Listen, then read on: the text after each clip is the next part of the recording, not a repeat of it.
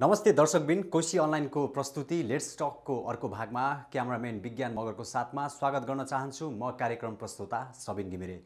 दर्शकबिन, आजको कार्यक्रममा हामी तपाईहरुलाई विराटनगर स्थित रत्ना होटलमा लाँदैछौँ। त्यहाँ उद्यम व्यवसाय सम्बन्धी विभिन्न व्यक्तित्वहरूको उपस्थिति रहेको छ। विकल्प एन्ड अल्टरनेटिभको आयोजनामा गरिएको यस कार्यक्रममा साना तथा मझौला उद्योगको विषयमा विभिन्न कुराहरू भइरहेको छ। आजको कार्यक्रममा हामी तपाईहरुलाई यसै कार्यक्रममा जोड्न लागिरहेका छौँ साना तथा मझौला उद्योगहरूको विषयमा चर्चा गर्नुको लागि। Let's talk.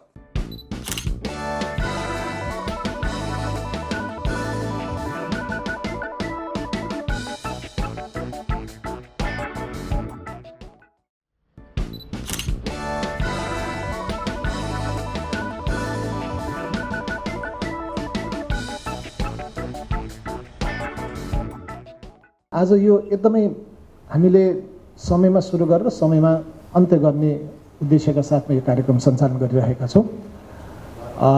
विशेष गरी म वक्ताज्यूहरूलाई हामीले उहाँहरूको आफ्नो भनाइ राख्नको लागि 7 मिनेटको समय तोकेका छौँ। विकल्प एन्ड अल्टरनेटिभले विगत 7 वर्षदेखि सार्वजनिक नीति तथा आर्थिक मुद्दाका विषयहरूमा अध्ययन अनुसन्धान बहस तथा पैरवी गर्दै आइरहेको कुरा यहाँहरू समक्ष जानकारी गराउन पाउँदा हामी हर्षित महसुस गर्दछौँ। र यसै सिलसिलामा विकल्पले हालै यो लघु घरेलु तथा साना उद्योगको प्रादेशिक नीति तथा कानुनको विषयलाई लिएर अध्ययन अनुसन्धान गरिरहेको अवस्था छ र जुन विषयलाई लिएर आज हामी छलफल गर्नको लागि यहाँहरू समक्ष जुटेका छौँ। यसरी एउटा सरकारी तर्फबाट विभिन्न खालका चाहिँ कार्यक्रमहरू, प्रोग्रामहरू, पोलिसी फर्मुलेसनहरू, एक्ट एन्ड रेगुलेसनहरूको जुन किसिमबाट निर्माण भएर कार्यान्वयनको तहमा छन् त्यसको गहन अध्ययन गरेर वास्तवमा के छ त्यसमा चाहिँ दोहोरो यो व्यवसायसँग सम्बन्धित भएकोले यसमा मेन दुई पक्ष व्यवसायी र व्यवसायलाई प्रवर्धन गर्नको लागि सहयोग गर्ने निकायको रूपमा प्रदेश स्तरमा अहिले उद्योग पर्यटन वन तथा वातावरण मन्त्रालय नै मेजर मन्त्रालयको रूपमा छ र यसका शाखाहरूमा चाहिँ अब निर्देशनालय र जिल्ला स्थित कार्यालयहरू छन् जसले चाहिँ सर्भिस प्रोभाइड गर्छ।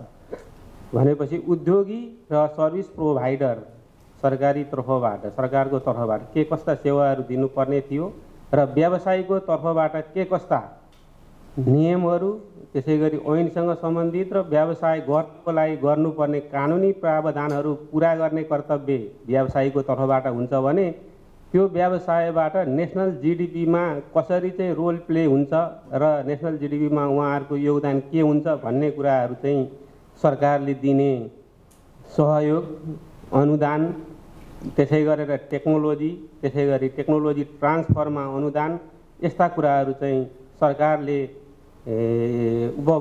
के अरे व्यवसायीहरूलाई दिनुपर्ने सवालमा के कस्ता ग्यापहरू रहे।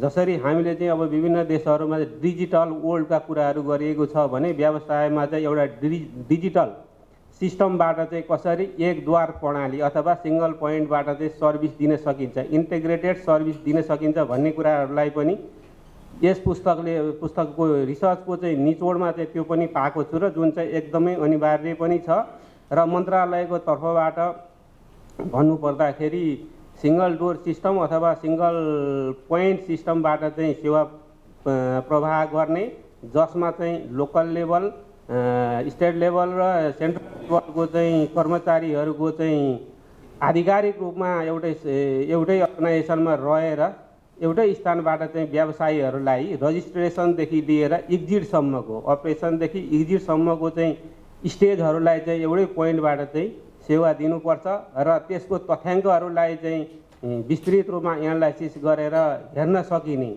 डिजिटल आइटी सिस्टममा चाहिँ लैजानुपर्छ भनेर सफ्टवेयर डेभलपमेन्ट गर्नेतर्फ पनि मन्त्रालयले सोच बनाएर बजेट पनि विनियोजन गरेको थियो। तर यो कोरोनाको कारणले गर्दाखेरि ती कामहरूमा अलिकति ढिला सृष्टि भएको चाहिँ छ र सायद यो चाहिँ अब अगाडि बढ्छ होला। यसै गरेर अझ रिसर्च गरेर मन्त्रालय त्यसै गरी व्यवसायीहरूलाई पनि कसरी अगाडि बढ्दा हामीले नेसनल जिडिपीमा व्यवसायबाट चाहिँ योगदान पुर्याउन सकिन्छ भन्ने कुरामा अझ सहयोग र कोअर्डिनेसन र कोलाबोरेसन गर्दै अगाडि बढ्न मन्त्रालय पनि प्रतिबद्ध छ र आगामी दिनहरूमा अझ एनालाइसिस गरेर योभन्दा राम्रा कुराहरूको चाहिँ रिसर्च गरेर अगाडि बढ्नुहुनेछ भन्ने शुभकामना दिँदै म मन्त्रालयको तर्फबाट धन्यवाद दिन चाहन्छु। र नेपालकै कुरा गर्ने हो भन्दाखेरि लघु उद्योगमा जे जति चाहिँ रोजगार छन् त्यसमध्ये अथवा जो जति काम गरेका छन्, लगानी गरेका छन्, त्यसमध्ये 74% चाहिँ महिला छन् र 74% मध्ये यहाँ प्रत्यक्ष रूपमा 2 जना मात्रै मैले उपस्थित पाएँ। यसो सुन्दाखेरि अरू पनि हुनुहुन्छ होला, मैले भने अहिले 2 जना चाहिँ हामी छौँ भने हुनाले। र वास्तवमा हामी सबैलाई थाहा भयो जुत्ताले कहाँ घोज्छ भन्ने कुरा जुत्ता जसले लाउँछ उसले थाहा हो।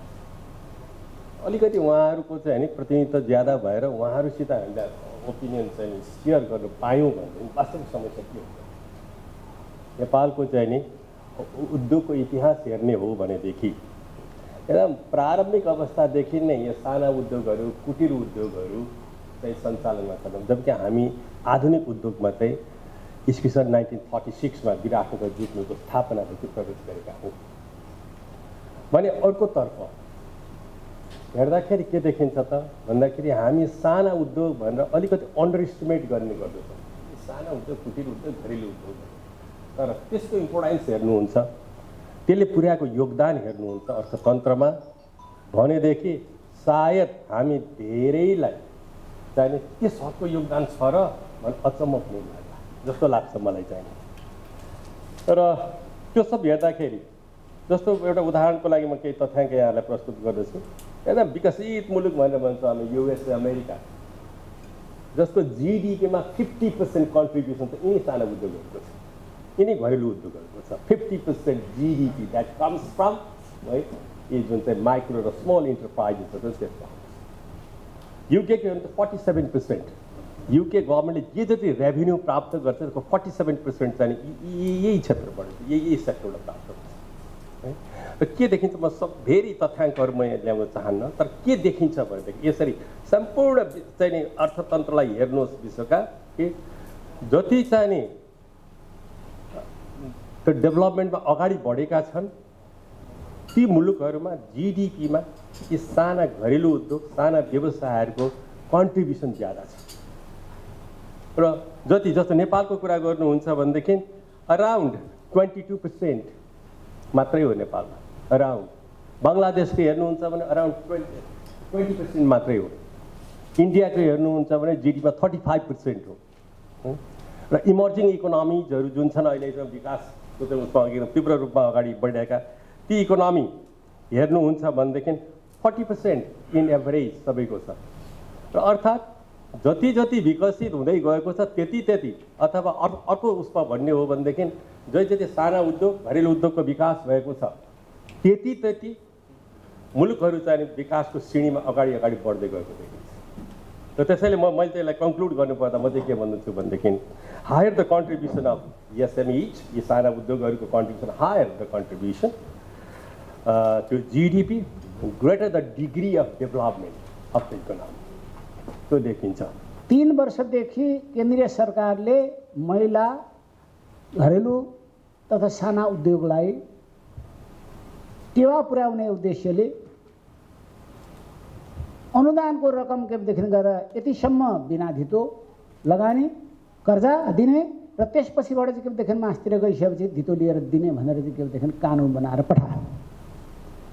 तर आज खोज्न गयौँ भनेर भन्दाखेरि मलाई लाग्छ केदेखि गएर चाहिँ 10% पनि लगानी उनीहरूले गर्न सकेका छैनन्। यदि छन् भनेदेखि पनि केदेखि अर्कै कारणबाट गरेका छन्। हामीले यहाँबाट केदेखि घरेलु महासङ्घबाट चाहिँ केदेखि हामीले पठायौँ उद्यमीहरूलाई, कर्जा सकिसकेको छैन भने चाहिँ उहाँहरूले लगानी गर्नुभएको छैन। र यसलाई केदेखि प्रदेश सरकारले चाहिँ केदेखि राम्रो गरी निहालेर हेर्नुपर्नेछ र कडा कानुनका साथ ब्याङ्क वित्तीय संस्थाहरूलाई केदेखि लगाउने हो भने कति कुरा त के हुन्छ भनेदेखि हिजो गयो पञ्चायती व्यवस्था गयो भन्दैमा चाहिँ त्यसैले ल्याएका जम्मै राम्रा कुरालाई चाहिँ फाल्नु हुँदैन। हिजो पञ्चायत कालमा चाहिँ 45 सालभन्दा अगाडि प्राक्षे कर्जा भनेर चाहिँ वित्तीय संस्थाहरूलाई चाहिँ अनिवार्य 15% लगानी गर्न केदेखि थियो, होइन भनेदेखि उनीहरूलाई पेनाल्टी लगाइन्थ्यो। त्यसमा नेपाल सरकारको केदेखि जुन ब्याङ्क छ त्यसले चाहिँ लगानी गर्थ्यो तर प्राइभेट ब्याङ्कहरूले त्यति बेला पनि गर्दैन थिए र तर 15% चाहिँ के भनेदेखि पेनाल्टी तिर्थे। त्यही कुरा चाहिँ के भनेदेखि अहिलेका वित्तीय संस्थाहरूलाई पनि लगाइदिएको भएदेखि यो धेरै लगानी हुन्थ्यो। र यसमा म के भन्छु भनेदेखि अब के गर्ने त? अघि हाम्रो डाक्टर साहबले भन्नुभयो, अस्ति पनि भेट्दाखेरि हाम्रो के भनेदेखि मणिजी पनि हुनुहुन्थ्यो, कुरो उठेको थियो। यी अहिले के भनेदेखि लघु वित्तले के भनेदेखि गएर के उनीहरूलाई टेवा दिने काम गरेको छ। अनि नेपाल सरकारले अनुदानको के भनेदेखि रकम के भनेदेखि उनीहरूलाई दिएर केही यति पैसा तिमी ल्याऊ, अरू तिमीलाई चाहिँ नेपाल सरकारले दिन्छ भनेर लगानी दियो भने किन नेपाल ती ठुला ब्याङ्कहरूलाई मात्रै दिने? क्षमताअनुसार लघु वित्तलाई पनि किन नदिने त्यो कोटा? सहकारीलाई किन नदिने त्यो कोटा? सहकारीले त साना साना परिचित भएको हुन्छ नि त, कुन उद्योग चल्दैछन्, ठगी उद्योग हुन् कि के हुन्? लघु वित्तले पनि त गाउँ गाउँमा गएर छिरेका कुरोदेखि लघु वित्तहरू छन्, किन नदिने? त्यसका लागि पनि सोचिदिनुपर्ने सल्लाह म दिन चाहन्छु के भनेदेखि आफ्ना तर्फबाट उपाध्यक्षज्यूलाई। अर्को कुरो, अनुदान दिँदा स्थानीय निकायलाई चाहिँ भनेदेखि त्यसमा के भनेदेखि साक्षी राखेर चाहिँ उनीहरू समर्थ उनीहरूको पनि राय लिएर दिनुपर्छ।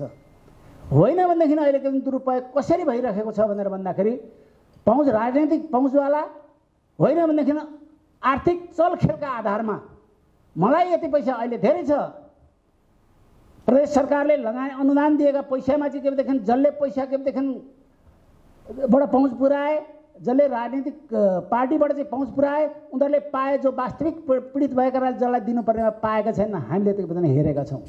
त्यसलाई पनि ख्याल गरिदिनुपर्छ भन्ने के भनेदेखि म अनुरोध गर्दछु।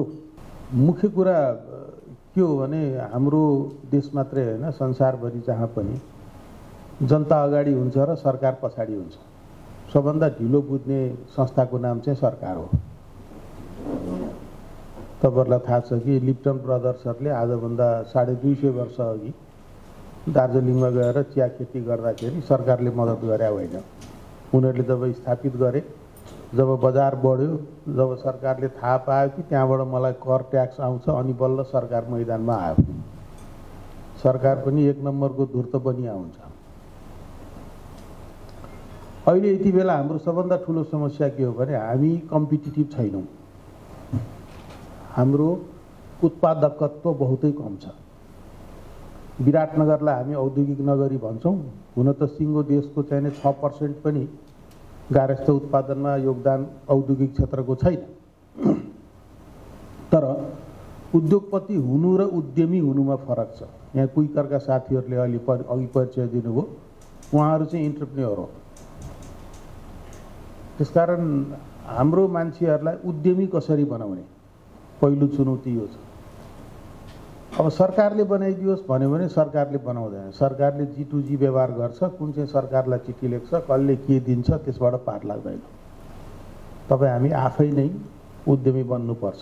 हाम्रो देशमा जे जति कुराहरू सम्भावना छन्, ती सम्भावना भएका कुराहरूको हामी कसरी प्रशोधन गर्छौँ र कसरी टेरिटोरियल ब्रान्डिङ गर्छौँ, हाम्रा उत्पादकहरूको उत्पादन क्षमता कसरी बढाउँछौँ र उत्पादनको लागत कसरी घटाउन सक्छौँ। अब यो लागत घटाउने कुरामा पनि ठुलो समस्या के छ भने भारतमा भन्दा नेपालमा बिजुली महँगो छ भन्नाले साउजीहरूले जुन मूल्य पाउँछन् त्यो मूल्य नै यहाँकाले धेरै पाउँछन्। त्यसले गर्दा जब विद्युत महँगो छ भने आम रूपमा करिब 70% उद्योगहरूको उत्पादन लागत बढी छ। प्याकेजिङमा पनि त्यस्तै छ। हामीले आधुनिक प्याकेजिङ खोज्ने कि हाम्रो परम्परागत प्याकेजिङलाई नै मोडर्नाइज गर्ने, दोस्रो समस्या त्यहाँनिर छ। तेस्रो समस्या, इटरीमा गएर सिटिभिटीलाई सोध्यो भने गएको 5 वर्षमा उसले 55,000 मान्छेलाई तालिम दिए भन्छ। त्यो तालिम पाएका मान्छे कहाँ छन् र के गर्दैछन्, तिनीहरूको नाम निशान उसँग छैन भन्नाले यो खालको स्थितिमा हामी औद्योगिकरणको कुरा गरिरहेका छौँ। यसको अर्थ के हो भने तपाईँ हामीले धेरै बढी मेहनत गर्न बाँकी छ, सरकारलाई बाटो देखाउन बाँकी छ। म 2043 सालदेखि उद्योग व्यापार व्यवसायमा प्रत्यक्ष संलग्न छु। मेरो त्यति धेरै लामो समय भएको छैन भन्ने भए पनि लाग्छ मलाई। यो काम गर्ने सिलसिलामा मैले बुझेको नेपाल, मैले बुझेको प्रशासन, मैले बुझेको ब्युरोक्राट्स, मैले बुझेको उद्यमीहरूको सिलसिला अलिक फरक छ। यो सिस्टमेटिक र सिक्वेन्सियल डेभलपमेन्टका दुईटा पाटा हुन्छन् मैले बुझेसम्म। अर्थशास्त्रको रूपमा एकदम विज्ञ हाम्रो डाक्टर साहब यही हुनुहुन्छ। एउटा सिस्टमेटिक एन्ड सिक्वेन्सियल डेभलपमेन्ट, अर्को फोर्स डेभलपमेन्ट। नेपाल अहिले फोर्स डेभलपमेन्टमै आधारित छ, सिक्वेन्सियल र सिस्टमेटिक डेभलपमेन्टमा अगाडि बढ्न सकेको छैन। हाम्रा नीतिगत कुराहरू हुन्, व्यावहारिक कुराहरू हुन्, प्रक्रियागत कुराहरू हुन्। हामी कहाँ खोइ त रिसर्च एन्ड डेभलपमेन्टलाई मेटेरियलाइज गरेको परिवेश। औद्योगिक विकासको निम्ति हाम्रा उत्पादनहरूलाई प्रविधि युक्त बनाउनको निम्ति हामीहरूले गरेको प्रयास नेपालमा ठ्याक्कै मेटेरियलाइज भएको 1 2 3 4 5 हामीहरूले औँलाले गर्न सक्ने बडो कठिन छ नि। अहिले पनि सिमेन्टमा हामी आत्मनिर्भर भनेका छौँ, तर चुनढुङ्गा चाहिँ सबै बाहिरबाट आउँछ। र मेटेरियल त त्यो सबै बाहिर, अनि उत्पादनमा हामी आत्मनिर्भर भन्ने व्याख्यामा हामी अहिले पनि आधारित छौँ। त्यसैले मैले भन्न खोजेको हामी सिस्टमेटिक डेभलपमेन्टमा छैनौँ, हामी फोर्स डेभलपमेन्टमा छौँ। राज्यले मागेको सिस्टमेटिक डेभलपमेन्ट हो, त्यसैले त्यो पाटोमा हामी बढी केन्द्रीकृत हुनुपर्छ भनेर मैले यहाँलाई आग्रह गरेँ। नियन्त्रणात्मक कानुनहरू अत्याधिक बन्छन्। यहाँ कसरी नियन्त्रण गर्ने, कसरी ठोक्ने, कसरी समाउने मात्रै बन्छन्। अहिले नै आइई को कुरा आयो। साना तथा घरेलु उद्योगहरूले आइई गर्न सक्ने क्षमता राख्छन्। त्यसको निम्ति सरकारको सब्स्टिट्युट चाहिँदैन, सरकारको संयन्त्र परिचालित हुनु पर्दैन। सरकारले खै त यहाँनिर चाहिँ लघु तथा घरेलु उद्योगहरूको आइको वातावरणमा हामी जिम्मेवारी लिन्छौँ भने अहिलेसम्म कानुन कहाँनिर छैन। गर, नियन्त्रण गर, भइनस् भने जा, यो हो नि हाम्रो कानुन बनाउने प्रक्रिया त। त्यसैले हाम्रो सुधारको पाटो यहाँनिर हुनुपर्छ। सबभन्दा मैले के देखेको छु भने नेपालमा अहिले चाहिँ यो हामीले प्रडक्सन गर्छौँ, मरिमरि प्रडक्सन गर्छौँ, तर त्यसको लिङ्केज नभएको हुनाले त्यो सामानलाई हामीले बेच्नु पर्दाखेरि हामी कि चाहिँ टाटै पल्टिन्छौँ, कहिलेकाहीँ कि चाहिँ एकदमै कम न्यून उसमा चाहिँ प्राइसमा बेच्नु पर्दाखेरि त्यो भोलिपल्ट अर्को वर्ष हामी त्यो कामै छोड्छौँ। त्यो एउटा सबभन्दा विडम्बना छ। कहिलेकाहीँ यो मेरो अनुभव हो, किनभने हामीले धेरै कृषकहरूलाई चाहिँ के भने च्याउ खेती गरे, च्याउमा यति आम्दानी छ भने उनीहरूले राम्रो प्रडक्सन गरे, उनीहरूलाई हामीले अनुदान पनि दियौँ, तर भरे चाहिँ उनीहरूले के भने मार्केट सुरुमा पाउँदा निकै राम्रो पाए, अनि उनीहरू पनि हौसिए, तर त्यसलाई लगेर काठमाडौँ बेच्नु हुँदाखेरि काठमाडौँमा बेच्ने ठाउँ नपाएर उनीहरूले कहाँ जाने लिङ्केज नभएको कारणले गर्दा सबै च्याउ कुहेर गयो र भएको उल्टो घाटा भएर अब यो काम गर्नु हुँदैन भन्ने खालको त्यो खालको चाहिँ जुन एउटा छ त्यसलाई कसरी सरकारले एड्रेस गर्न सक्छ त? त्यो कुरामा सरकारको ध्यान जानुपर्छ कि त्यो भयो भने त्यो लिङ्केज, मार्केट लिङ्केजलाई चाहिँ इम्पोर्टेन्स दियो भने त्यसले चाहिँ हामीले जुन खोजिरहेका छौँ त्यो कुरालाई चाहिँ यसले चाहिँ भोलिका दिनमा हुनसक्छ। अब अलिकति यो अनलाइन रजिस्ट्रेसनमा चाहिँ हामी अलिकति ध्यान दिनु पर्ला जस्तो लाग्छ, किनभने अरूको नाममा बिजनेसहरू दर्ता गरेर धेरै ठुलो चाहिँ कर छली र अरू चाहिँ फल्ट गरेको पनि पाइएको छ। त्यस कारणले रजिस्ट्रेसनको पाटोमा चाहिँ अलिकति ध्यान दिनुपर्छ होला। अनि अब दर्ताका बखत चाहिँ एकचोटि जानै पर्ने नै राम्रो हुन्छ, किनभने केही कुराहरू त्यो रेगुलेटरले अथवा त्यो ट्याक्स अथोरिटीले बिजनेसम्यानलाई भन्नुपर्ने हुन्छ। कतिपय कुराहरू चाहिँ सबै कुराहरू कन्सल्टेन्सीबाट मात्रै हुन्छ भन्ने मान्यता राख्नु हुँदैन र कहिलेकाहीँ कस्तो हुन्छ भने साह्रो गाह्रो पर्दा र अल्टिमेट ठुलो रकम तिर्नुपर्ने हुँदा चाहिँ बिजनेसम्यानले नै तिर्नुपर्ने हुन्छ। त्यस कारणले केही कुराहरू भन्नै पर्ने भएकोले गर्दा यसमा अलिकति हामी धेरै फ्लेक्सिबल हुनुहुन्न होला जस्तो लाग्छ। र ट्रेनिङको कुराहरू गर्दाखेरि ट्याक्सको ट्रेनिङ पनि एकदम इसेन्सियल छ। सामान्य फर्मालिटीहरू समयमा पुरा नगर्दाखेरि, घरेलुमा बुझाउनु पर्ने विवरणहरू टाइमली नबुझाउँदा, वाणिज्यमा बुझाउनु पर्ने विवरणहरू टाइमली नबुझाउँदा, ट्याक्समा बुझाउनु पर्ने विवरणहरू टाइमली नबुझाउँदा गल्ती कमजोरी केही पनि गरेको हुँदैन, तर टाइमली फाइल नगरेको कारणले गर्दा ठुलो दण्ड जरिमानाहरू तिर्नुपर्ने हुनसक्छ। त्यस कारणले यस्ता कुराहरूलाई पनि यो एसएमइजको ट्रेनिङको उसमा चाहिँ समावेश गर्नुपर्छ भन्ने मलाई लाग्छ।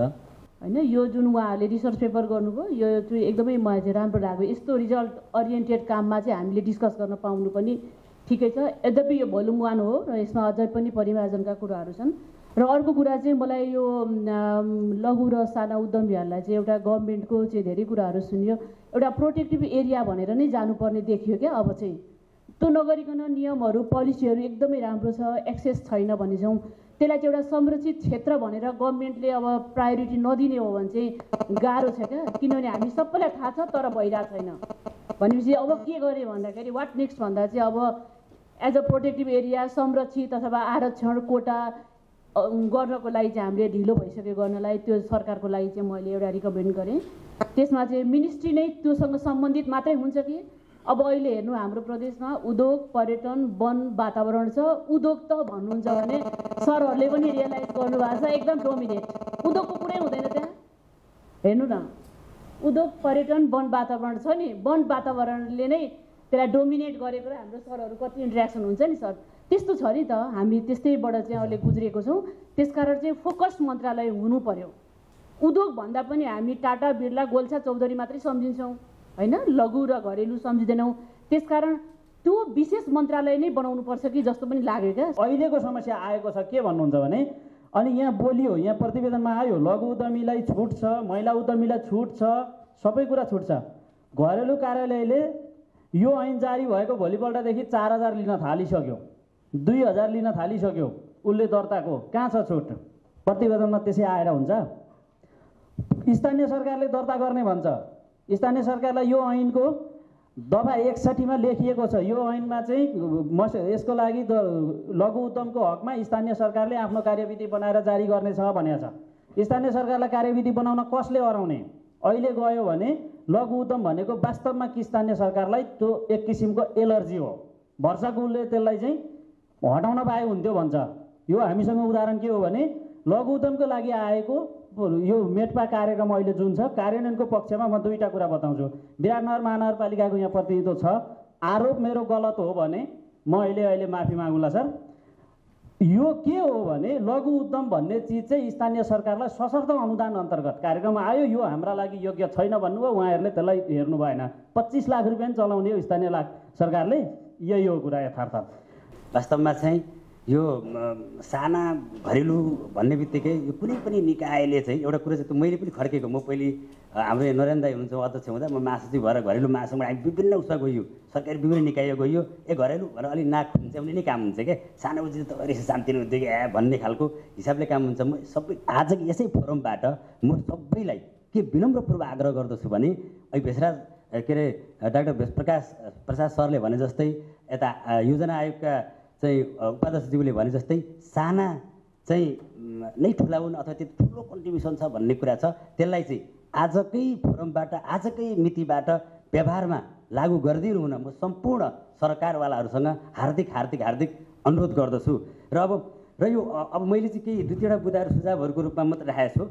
उद्योग दर्ता गर्ने जुन उद्योग मन्त्रालय अन्तर्गत उद्योग कार्यालय छ, त्यो उद्योग दर्ता गर्ने मात्रै होइन क्या, त्यसलाई चाहिँ एउटा स्कुलिङ, उद्योगीहरूलाई स्कुलिङ जरुरी छ, ट्रेनिङ दिनुपर्ने जरुरी छ र त्यसलाई चाहिँ स्कुलिङ कार्यालयको रूपमा पनि यसलाई विकास गराउनुपर्छ भन्ने कुरा हो। र कति उद्योग दर्ता भए, यति उद्योग दर्ता भए, कति खारेज भए भन्दा पनि कति उद्योग सस्टेन भए भन्नेतर्फ, दर्ता भएको उद्योग कति सस्टेन छन्, कति चालु छन्, त्यसको प्रभावकारी अनुगमन गर्नका निमित्त त्यो कार्यालयलाई चाहिँ खटाउनुपर्छ भन्ने एउटा कुरा मैले देखेको छु। अब अनुदानका कुरा विभिन्न कुराकानी आइरहेका छन्, यो चाहिँ कस्तो भने अब भोकै नलागेकालाई चाहिँ कोच्याइ दिएको पनि कतिपय अवस्था हो कि जस्तो लाग्छ। मैले महसुस गरेको कुराहरू मैले छोटकरी भन्छु, यो जसलाई आवश्यक छ त्यसलाई अनुदान, त्यसलाई सहयोग गरौँ न। हाम्रो अफिसले वस्तु व्यापारसँग सम्बन्धित पसल तथा फर्महरू दर्ता, नवीकरण, खारिजी लगायत अन्य संशोधन गर्ने कामहरू गर्छ। र घरेलुसँग किन सम्बन्धित छ भने घरेलु अफिसमा चाहिँ स्थानीय व्यापार उद्देश्य राखेर त्यस्ता पसलहरू दर्ता गर्न पाइन्छ। तर हाम्रो अफिसमा चाहिँ यो हाम्रो सङ्घीय सरकार अन्तर्गतको अफिस भएको हुनाले यदि त्यो फर्मको उद्देश्य स्थानीय व्यापारको साटो आयात निर्यात भन्ने उद्देश्य राख्यो भने त्यो फर्म चाहिँ घरेलुबाट हाम्रो अफिसमा ट्रान्सफर हुन्छ र त्यसको रेकर्ड त्यसपछि हाम्रो अफिसमा बस्छ। त्यस हुनाले आयात निर्यात उद्देश्य राख्ने फर्महरू हाम्रो अफिससँग सम्बन्धित भएको कुरो जानकारी गराउँछु। दर्ता प्रक्रियाको कुरामा पछिल्लो समय श्रीमानको नामबाट यदि कुनै फर्म दर्ता छ भने त्यसलाई खारेज गरेर श्रीमतीको नामबाट फर्महरू दर्ता गर्ने प्र्याक्टिस बढी सुरु भएको छ। कारण चाहिँ के रहेछ भने महिलाका नाममा फर्म दर्ता भए त्यो फर्मको नामबाट लोन पाइने व्यवस्था रहेछ। अहिले पछिल्लो प्र्याक्टिस त्यो छ। हामीले पछिल्लो समयमा अस्ति एउटा विशेष हाम्रो दिन थियो, दिवस, त्यो उपभोक्ता अधिकार दिवस, त्यो दिवसको दिन घोषणा पनि गरेका छौँ। गर्भवती, साना बच्चा बोकेका महिलाहरू, अशक्त र असहायहरू फर्म दर्ता गर्न भनेर आयो भने उनीहरू लाइनमा बस्नु पर्दैन, पहिलो प्रयास उहाँहरूको हुन्छ र उहाँहरूको लागि आवश्यक कागजातको फोटोकपी हाम्रै अफिसले निःशुल्क गरिदिने व्यवस्था पनि गरेका छ। मैले कुरो जानकारी गराएँ। अलिकति समस्या के छ भने घरेलु अफिसले गर्ने फर्महरूको नवीकरणको अवधि चाहिँ 3 वर्ष भनेको छ प्रदेश कानुनले। तर हाम्रो चाहिँ फेरि सुरुमा दर्ता गरेपछि 5 वर्ष, त्यसपछि हरेक पटक 2-2 वर्ष छ। अब जुन फाइल घरेलुबाट हाम्रो अफिसमा ट्रान्सफर हुन्छ त्यहाँ चाहिँ अलिकति विरोधाभास छ। ती 3 वर्षमा नवीकृत हुँदै आएको फर्म अब चाहिँ 2-2 वर्षमा गर्नुपर्ने। त्यही भएर सङ्घीय कानुन र प्रादेशिक कानुनको त्यो अलिकति नवीकरण अवधिको कुरा मिलिरहेको छैन।